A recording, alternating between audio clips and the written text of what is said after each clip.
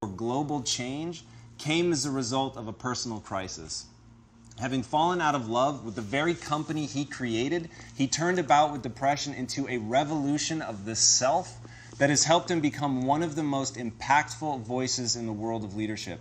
His TED Talk on how great leaders inspire action through their why is the third most viewed talk of all time on TED.com. He's the two-time best-selling author whose ideology has captured the imagination of some of the most important leaders of our time, including the heads of many Fortune 500 companies, the US government, and multiple branches of the military and the United Nations. Now, why is he so popular? Because his insights cut to the heart of what people crave in their leaders, an ability to create an environment that fosters trust and a feeling of emotional safety and the willingness to sacrifice themselves when necessary for the benefit of others. Please help me in welcoming the man whose own vision for the future is so inspiring, an army is rising up around him, and I very much include myself in that. The author of Together is Better, Start with Why, and Leaders Eat Last, the incomparable Simon Sinek.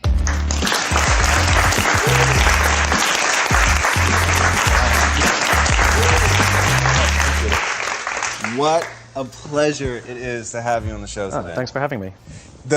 Truly our pleasure, by the way. You've been a part of the lexicon of this company since we started, when we were a very small handful of people in a very lonely office in Compton. Our chief marketing officer, Nick Robinson, said, "Dude, this guy's written like exactly what we talk about here. You've got to see it. It codifies everything that we've sort of been bumbling around with." And first he made us watch your talk, the TEDx talk, which was amazing. And then he had us all read the book. And it really did formalize sort of those vague notions of what this needed to become for us. And so that became our mantra, like, we need to understand our why. Which forced us to really put language behind it, which has been just incredibly, incredibly instructive. And one of the goals of the show is to bring on people that I just owe a debt of gratitude, so I can say thank you. That's nice of you. So thank you. Thank you. It You're welcome. really, really has been amazing. So if you...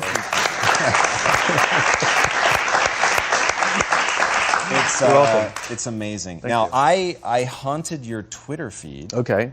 It's amazing. Thank you. And I wanted to start with something that you put on there. And you said, "We can learn about our future from our past because regardless of technology or the speed of innovation, people are still people." True. The thing that I really found interesting is you seem to understand people. What are some key traits about just humans that every leader should know? Well, I think one of the things that we forget is that we are a legacy machine working in a very different environment than we were designed for, you know? Our species sort of started showing up about 50,000 years ago. There were other hominid species that existed at the time. They died off, we survived. And it was those evolutionary traits that gave us the opportunity to outlive our competition, but also survive and thrive, even as the environment around us changed.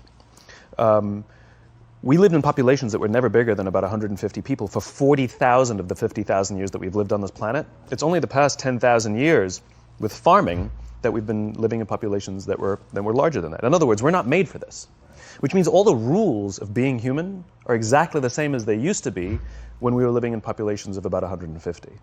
And so if you can understand those things, you really understand what works and what doesn't work, regardless of the conditions. The fact of the matter is we are social animals, and we respond to the environments we're in, always. Our very survival depends on our ability to cooperate and trust with the people that we live or work with, right? You can take a good person and put them in a bad environment, and that person will do bad things. You can take a person who maybe the group doesn't trust, maybe they've even performed bad acts. You put them in a good environment, and they're capable of turning their lives around and becoming remarkable members of society. In other words, it's not the person, it's the environment. Leaders are responsible for that environment. And I think leaders forget that. Leaders think that they're responsible for the results. There's not a leader on the planet that is responsible for the results. A leader is responsible for the people who are responsible for the results.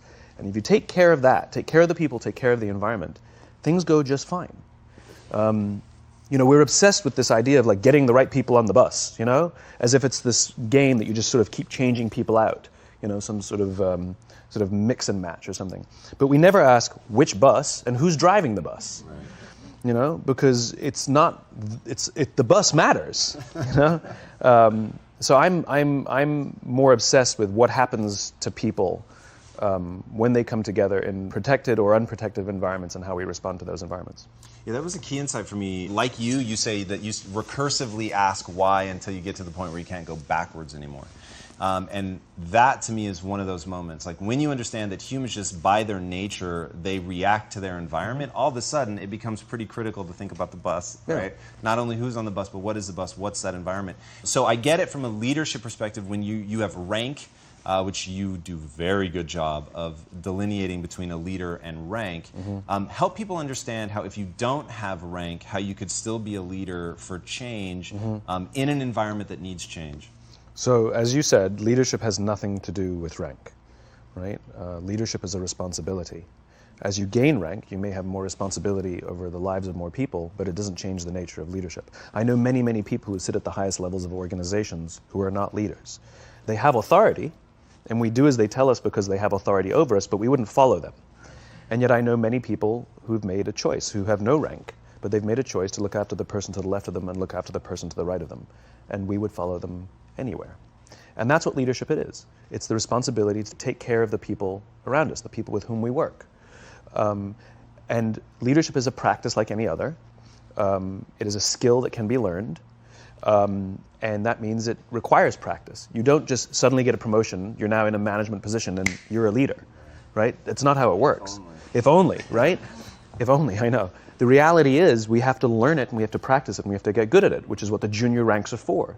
So even if you don't have the ability to make decisions that will impact the entire organization, you do have the ability to make decisions that will impact the life of another human being, how they feel about their own jobs, how well their responsibility goes, how easily they can get work done, how supported they feel if they make a mistake. You know, do they feel that they can turn to you and ask you for help? That's all within your control. It's the same thing as being in a relationship or being a friend. Being a good friend, you know, means that our friends can rely on us, they can trust us, they can turn to us. There's no difference. It's human beings, it's human relationships. At the end of the day, becoming a leader is about a transition. And everybody has to go through it if you want to become a leader. And as an aside, I will say, leadership is like parenting in the sense that everybody has the capacity to be a parent. Right. That doesn't mean everybody wants to be a parent, and that doesn't mean everybody should be a parent. Leadership is the same. Everyone has the capacity to be a leader. It doesn't mean everybody wants to be a leader, and it doesn't mean everybody should be a leader. Sure. And the reason is it comes with massive, massive responsibility.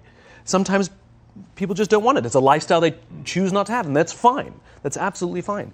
But if someone chooses that that is a lifestyle they would like to have, they would like to become a leader, then they have to acknowledge that they will or need to go through a transition. When we're very, very junior, the only thing we have to do is be good at our jobs. That's it, right? Some people go get advanced degrees in how to do their jobs, engineers or accountants. And if you're good at your job, they'll promote you. And eventually you'll get promoted to a position where you're now responsible for the people who do the job you used to do, but nobody teaches us how to do that.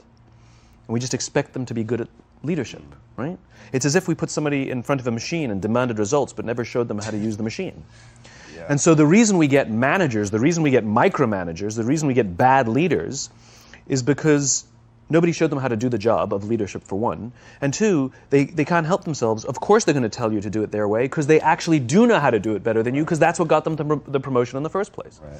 And the transition we have to make is that we are no longer responsible for the job. As I said before, we now become responsible for the people who are responsible for the job. Right? There's not a manager around who's responsible for the results. We're responsible for the people who are responsible for the results. I love talking to CEOs, and I'm like, what's your priority? They say, my priority is my customer. I'm like, you haven't talked to a customer in 10 years. You know, you have no impact on a customer at all. Right. What you can do is screw with someone's life who will then impact your customer, or support someone who will then impact your customer. That's such right? powerful. Leaders are responsible for the people, who are responsible for the people, who are responsible for the people, who are responsible for the customer. Get that chain right. That is the chain of command. Get that chain right.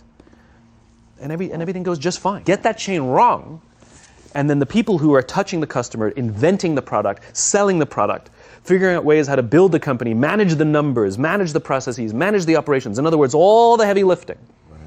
Get that chain wrong, and those people will spend more time protecting themselves from you than doing their job. Yeah. Right? Any company, for example, where it is standard practice in that company for employees to feel the need to send a CYA email after every decision they make, right, is a sign that they're taking time and energy out of their job away from advancing the company's mission in order to protect themselves from their own company. That's what that is. Any company where it is standard practice for people to feel the need to keep a folder of all the good things they've done in their careers just in case they need it, is a sign that they're taking time and energy out of their day away from doing their job in order to protect themselves from their own leaders. That's what that is. Those are signs of bad leadership. Politics, gossip. All of these things are people acting out of self-interest. That's what politics and gossip is. Right? In well-led organizations, you tend to find very little politics and very little gossip because we're not competing at that level. We're now working together to compete at a much higher level. I'll tell you one quick story. It's a true story that captures it just so perfectly. I was staying at the Four Seasons in Las Vegas, which is a wonderful hotel. And the service there is really great. The reason it's such a great hotel is because of the people who work there. And I had an experience with a young man by the name of Noah. And Noah's a barista in the coffee shop that they have just there in the lobby. And I was buying a cup of coffee, and Noah was charming and funny and engaging. And I think I gave 100% tip. I think my $5 coffee, I think I gave a $5 tip. I mean, this guy was great. I loved talking to him. He was a joy. And I asked him, do you like your job? He said to me, I love my job, without skipping a beat. Wow. And I asked, what is it that the Four Seasons is doing that you love your job so much? He says, without skipping a beat, he says, throughout the day, managers will walk past and ask how I'm doing and if there's anything that I need. He said, not just my manager, any manager. Wow. He says, I feel supported here. He says, quote, I can be myself, right? Then, it's magic. And then he says to me, I also work at Caesar's Palace. And there, the managers go around to make sure that we're doing everything right and catch us if we do something wrong. He says, when I go to work at Caesar's Palace, I keep my head just under the radar because I don't want to get in trouble. He says, I just want to get through the day and make a paycheck. Right? Wow. Same person. Right. The experience that I have at the Four Seasons will be diametrically opposite to the experience that I have at Caesar's Palace, not because of Noah, but because of Noah's leadership. Right. And the joke is, if I were to go talk to the managers over at Caesar's Palace and say, it's you, they'll say, but you don't understand, we cannot get good work out of our people. Look, no matter how hard we try and how hard we push them, they just don't, so we either have to replace them or push them harder. No. We respond to the environments we're in. Get the environment right, you get the right behavior. Get the environment wrong, you get the wrong behavior. If that is what is happening, it is because of leadership, not because of the people. Yeah, there was a really famous cartoon back in the 80s, The Beatings Will Continue Until the Morale Improves. Yeah, I always thought that was hilarious because it's so terrifyingly accurate. And astonishingly, look, I'm embarrassed that I have a career. I talk about things like trust and cooperation. Why is there demand for my work, But the fact that there is, I'll take it as an opportunity. Yeah. But what's really sort of abominable is that this is not a new idea. Like, there are books galore and speeches galore and articles galore about what leadership is. And we all kind of say the same thing from a different angle, so you can pick your flavor, whichever message resonates most with you, and yet people don't do it. What's the hang-up? And so I get this question a lot, which is, what are the most important characteristics about being a leader? Vision, charisma, I know some spectacular leaders who don't have big Steve Jobsian visions. They're just not visionary, And I know some spectacular leaders who really don't have a lot of charisma. They kind of just shuffle around, and you're like, that's the guy.